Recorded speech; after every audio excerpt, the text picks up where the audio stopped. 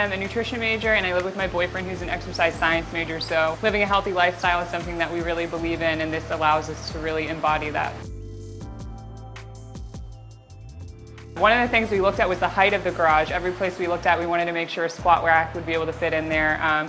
The garage had to be at the house. We wouldn't do it without one, so it's definitely a big factor. Convenience, and it means being able to work out whenever you want, however you want, in the comfort of your own home. Really just kind of opens up opportunities to do whatever you want. Favorite piece of equipment? Depends on the day. I really like just being able to have a barbell and bumpers. I still think the squat rack would be the first thing. But with that, obviously if you have a squat rack, you do need a barbell and bumpers. So if I didn't have the money for that and we were starting all over, I would still go with the smaller pieces of equipment like the sandbag, a medicine ball, kettlebell, all of those smaller things, jump ropes, because you can do a lot with those. Very versatile pieces of equipment.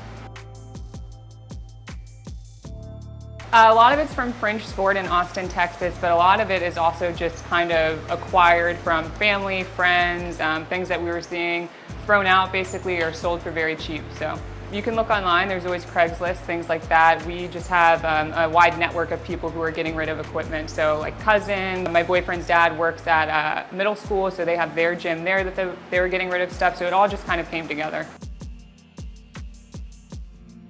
We really want battle ropes. Yeah, we've been waiting to get some battle ropes. So for me, I really struggle with those. They're really hard, a good workout. They're a lot of fun. They look badass, so that's why. We've had some people come over, introduce themselves. They haven't actually come to work out, but we do have friends come over to work out, family members and stuff. We've talked shop with the guy next door about his old house, had a nice gym set up with mirrors and everything around, so he's definitely really into it. My favorite piece of equipment, a couple things. These sandbells, number one, I think every workout that I do, I'll throw them in somehow, either do like a lunge matrix with them or slam them or step up on the box with them. And then the box. It's like the two most dynamic things in the gym, I think. So I really like those two. Typically I'll do a set or two of like a strength lift, like a base lift.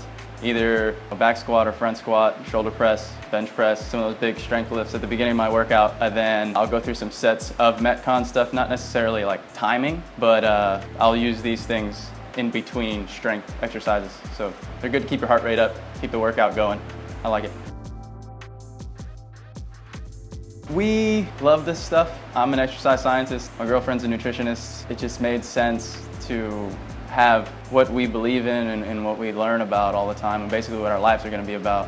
Have a place in the home. This is where we can put it. It's important to us.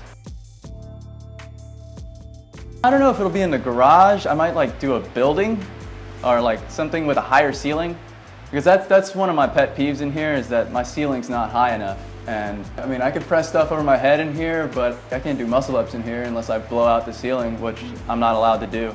I could do it, but I'm not allowed. She won't let me do it. First piece, okay. I'd have to go with some sort of rack, some sort of rig. You know, you need a base. But after that, let's just assume that this is already here. I'm getting sandbells of every different size. You know, I love those things.